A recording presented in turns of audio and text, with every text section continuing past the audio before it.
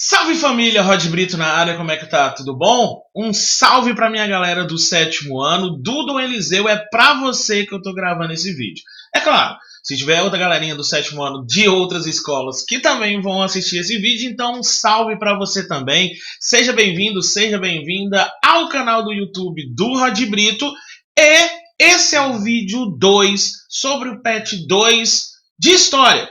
Se você não viu o vídeo 1 das semanas 1 e 2, para por aqui, não continua, volta no vídeo 1, depois vem para cá, ok? Então, nesse vídeo, nós vamos fazer juntos, ou vamos comentar juntos, as questões das semanas 3 e 4 do patch 2, finalizando o patch 2, porque o patch 3 já tá chegando aí, tá? Então, não se esquece. Compartilha, ativa o sininho, deixa seu like, para mais e mais galera também ver esse vídeo junto com você. Então, vamos parar de conversar fiado, vamos embora logo para a semana 3 e ir para as questões. Vem comigo. Bom, então a gente vai agora para uma análise de Idade Moderna. Já tínhamos visto a parte do Renascimento na semana 1, já tínhamos visto a parte da Reforma Protestante na semana 2, e agora a gente entra na parte de expansão marítima, tá? E, logicamente, descoberta de novos territórios. Bom, vamos analisar as questões, deixa eu parar de falar muito e vamos junto analisar essas questões. Então, questão 1. A peste negra, também conhecida como peste bubônica, foi a pandemia mais devastadora registrada na história da humanidade, tendo o resultado de morte de 75 a 200 milhões de pessoas entre 1347 e 1351. Sim, apenas 4 anos. A doença criou uma série de consequências religiosas, sociais e econômicas, com efeitos profundos no curso da história da Europa. Observe as fontes históricas abaixo sobre o período. A primeira é uma pintura de Peter Bruegel, denominada O Triunfo da Morte. A segunda é um trecho da fonte primária Consulta sobre a Epidemia, feita pelo colegiado da Faculdade de Medicina de Paris. Bom, depois nós respondemos as questões. Vamos lá? Então você tem aí no seu pet a imagem, tá? Você tem aí a imagem do Peter Bruegel e você tem a fonte 2, que os habitantes abandonem os lugares onde os acidentes acontecem, se isso lhes for possível. Bom, e aí vem as questões, né? O que você observa na primeira fonte histórica? O que está acontecendo? Essa fonte 1 é a imagem. Sempre digo, na hora que aparece a parte de imagens, de fontes históricas ligadas à arte, a gente tem uma análise bem subjetiva, né? O que eu posso ver pode ser o que você não vê. Mas, de maneira geral, eu vou ter um cenário bem devastado, né? Eu vou ter vários corpos empilhados, pessoas desesperadas. Então, acredita-se ter sido este o cenário, e levando em consideração um detalhe, né? Que eu estou falando de um momento muito precário da história.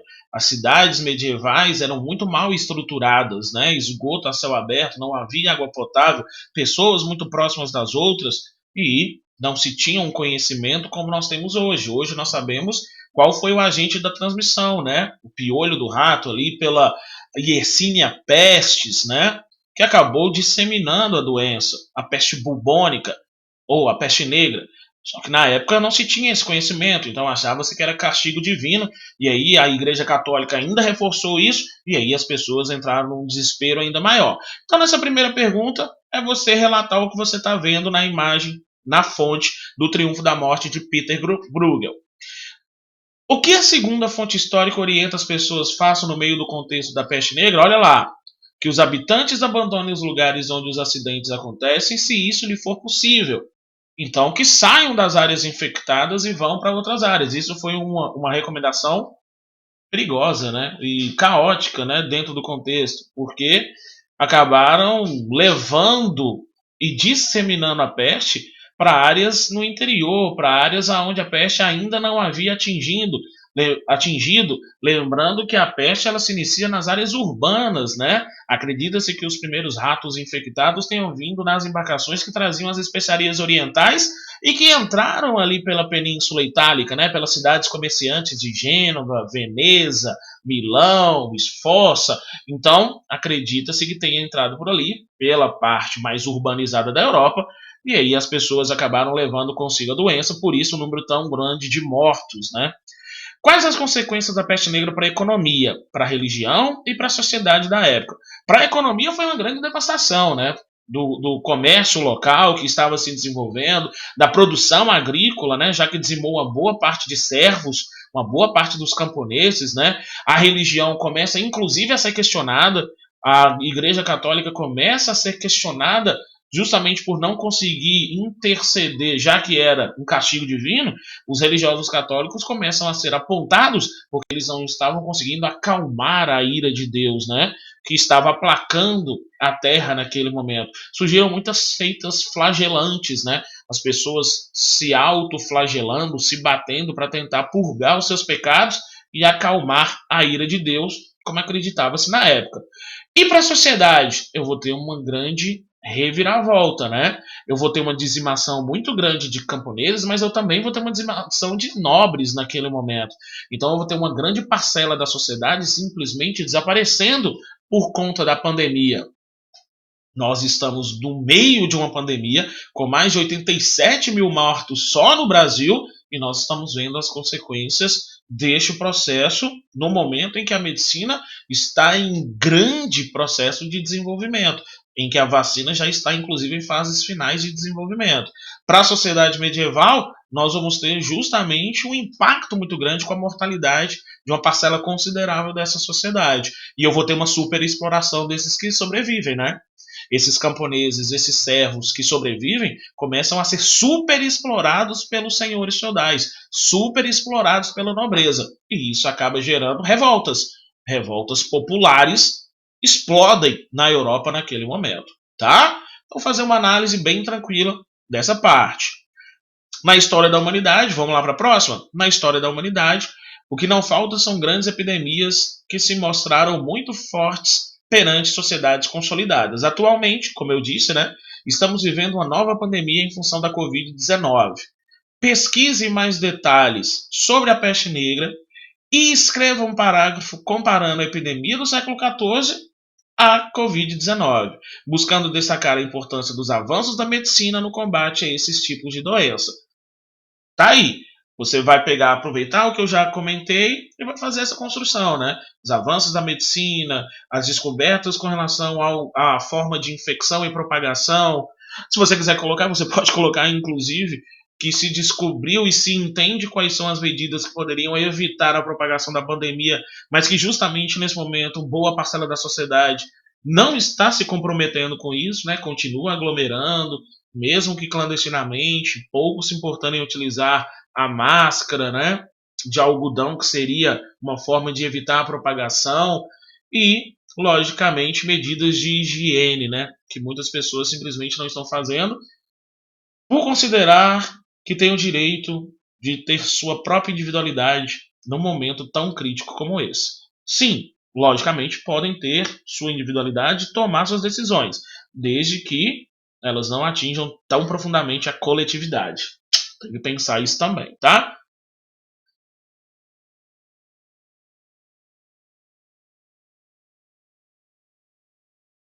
E vamos lá para a questão 2. Bom, a partir do início do avanço das grandes navegações, o conhecimento que os contemporâneos da época tinham a respeito do planeta foram sendo ampliados.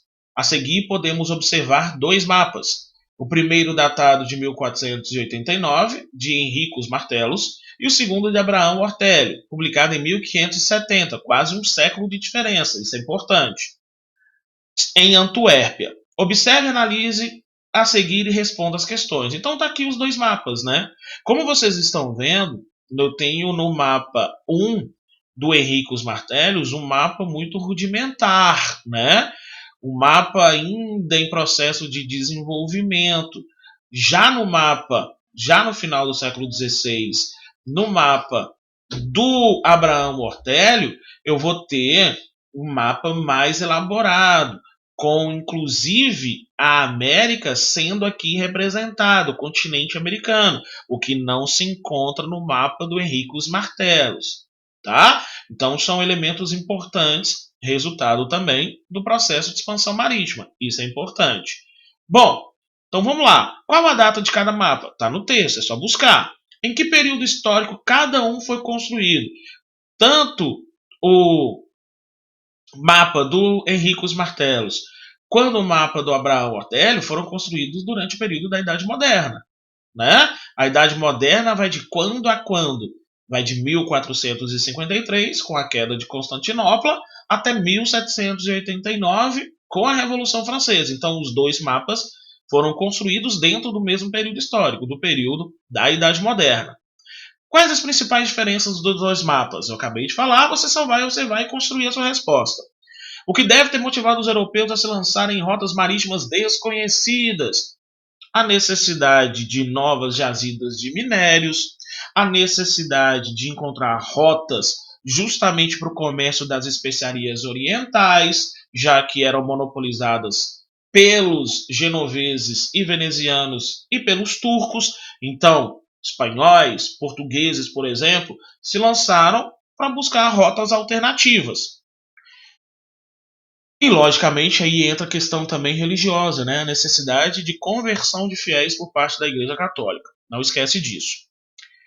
É possível observar que o segundo mapa possui mais territórios registrados. Que fato pode ter sido responsável pela inserção de novos territórios no segundo mapa? A descoberta desses novos territórios à medida que as navegações foram se desenvolvendo. Como eu disse, inclusive, com a chegada de Colombo ao território americano, apesar de acreditar que havia chegado nas Índias, Américo Vespúcio é que entende que Colombo havia encontrado um novo mundo, tanto é que o continente recebe o seu nome em homenagem, tá? Por que eles não estão presentes no primeiro mapa? Porque as descobertas vieram depois, logicamente, do primeiro mapa ali de 1489. A chegada de Colombo, por exemplo, à região ali da América Central, ocorreu em 1492, ou seja, 3 anos depois da confecção do primeiro mapa. Que tipo de funções podem ser atribuídas a esses mapas no contexto da época em que foram produzidos? Logicamente, para que os navegadores se guiassem, se orientassem nessas viagens, tanto em um quanto em outro. Qual a principal conquista do processo de expansão marítima retratado no segundo mapa? O descobrimento, pode colocar aí entre aspas, né? O descobrimento do continente americano, né? Tá aqui. O descobrimento do continente americano, do novo mundo por parte dos europeus, tá? Vamos lá para a questão 3.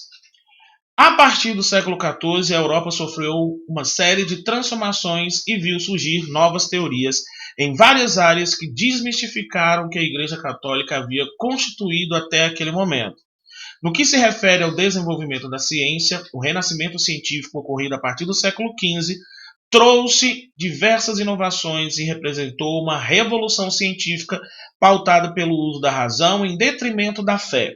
Todo esse movimento mudou a forma de ver o mundo e a mentalidade das pessoas.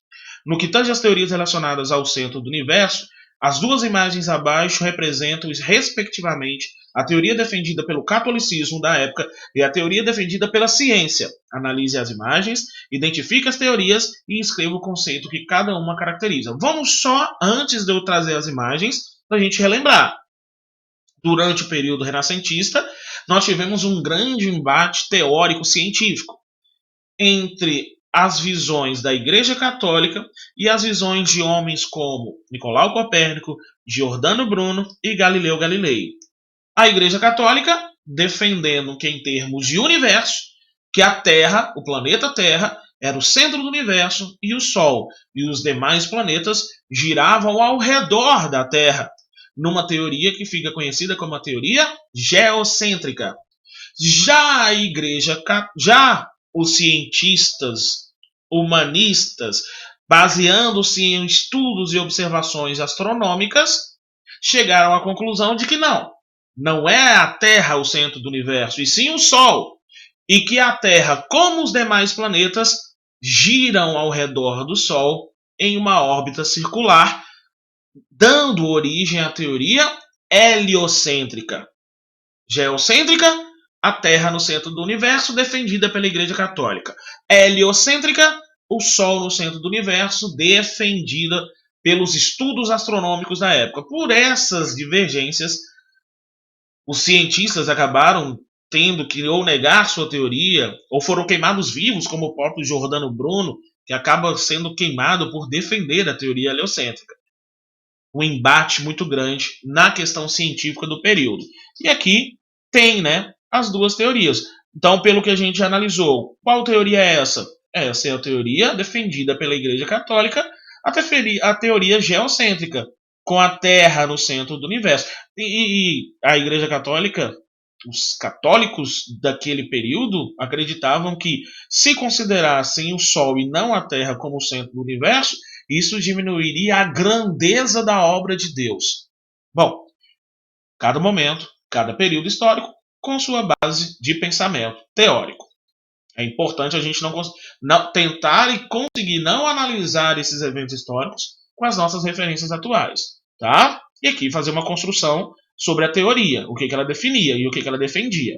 Aqui, a teoria heliocêntrica, com H, hein? A teoria heliocêntrica defendida pelos estudos astronômicos do período, em que, corrigindo a teoria defendida pelo catolicismo, é o Sol e não a Terra o centro do universo, e a Terra e os demais planetas orbitando ao redor do Sol. Depois a teoria ela é aperfeiçoada por Johannes Kepler e entende que a teoria não era circular, e sim elíptica. Mas isso é um outro assunto. Bom, e aí é fazer uma análise também para essa questão, tá? Bem tranquilo. Vamos então para a questão para a semana 4? Vamos finalizar esse patch 2 logo? Patch 3 está chegando aí. Vamos finalizar isso logo e para não estender tanto o vídeo também, para você não se cansar. Vamos lá então? Continuando essa parte de expansão marítima. Vamos logo então para a questão número 1. No século XV, quando os europeus iniciaram as grandes navegações, os desafios eram diversos e estavam presentes em todo o processo. Para além dos problemas reais enfrentados pelos navegadores, muitos relatos de viagem trazem informações que caracterizam situações imaginárias no contexto da navegação. A imagem abaixo ilustra uma das dificuldades encontradas no início do processo de conquista marítima europeia.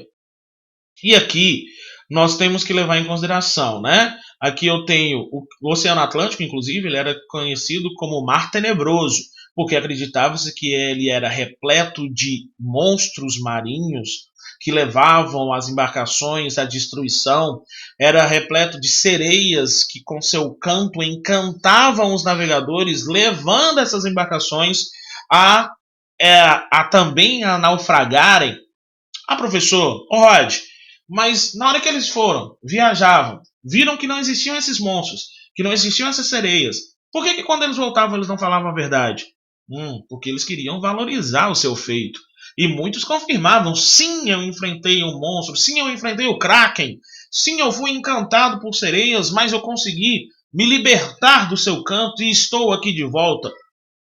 Eu estou falando de um período da história em que a grande maioria da sociedade era analfabeta, né? Não sabia ler e escrever. Então os relatos eram muito orais. E esses navegadores que iam ao desconhecido e regressavam eram considerados como grandes heróis do período. Tem que lembrar disso também. Observando a imagem acima e levando em consideração que você estudou sobre o assunto, preencha o quadro abaixo destacando os perigos reais e imaginários que os navegadores enfrentaram no processo de expansão marítima europeia. E aí, você vai observar a imagem e vai relatar. Por exemplo, eu vou te dar uma noção dos perigos reais, tá?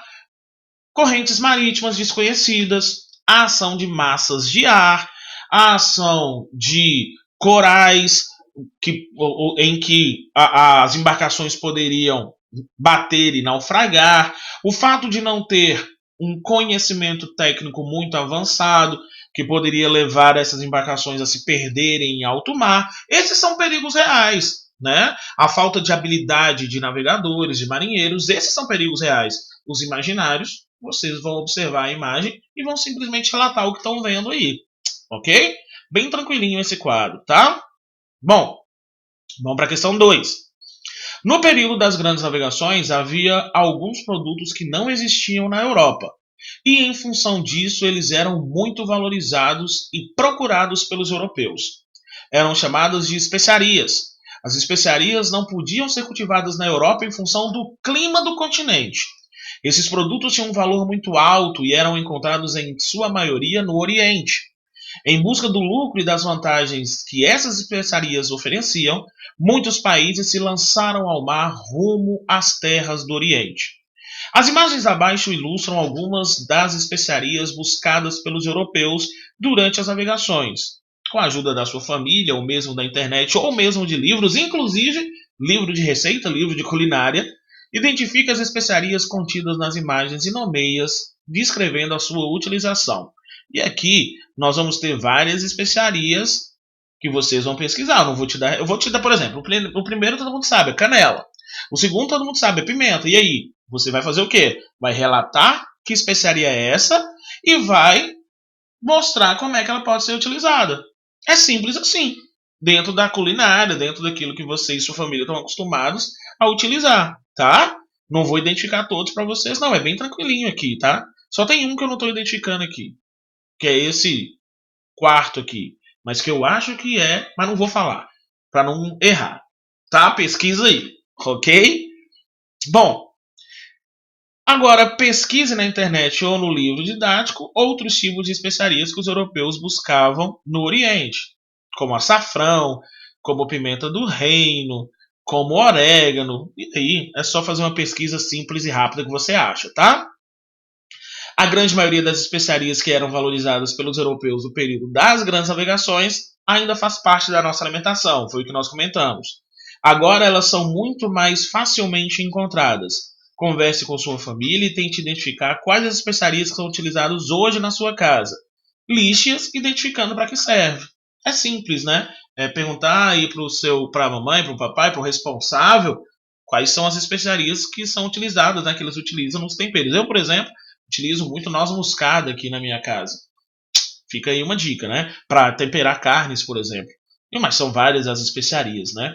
Bom, vamos lá para a questão 3. A expansão marítima deu-se muito em função das descobertas e aperfeiçoamento dos instrumentos e técnicas de navegação utilizados pelos europeus até o século XV. Abaixo você irá encontrar alguns exemplos. Identifique os instrumentos e técnicas de navegação a seguir e explique a função de cada um. E aí é fazer uma pesquisa simples, né? Eu tenho aqui na primeira imagem uma caravela portuguesa, uma inovação, né, do período. Eu vou ter um instrumento, esse, se eu não me engano, é um astrolábio, uma bússola, né, um astrolábio,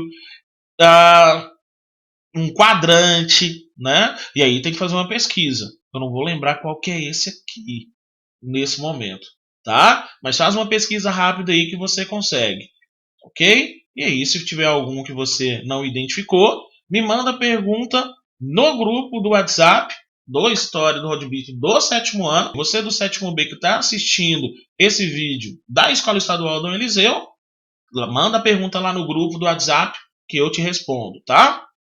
E você que está assistindo agora, pesquisa aí que é bem tranquilo também. Bom, é isso.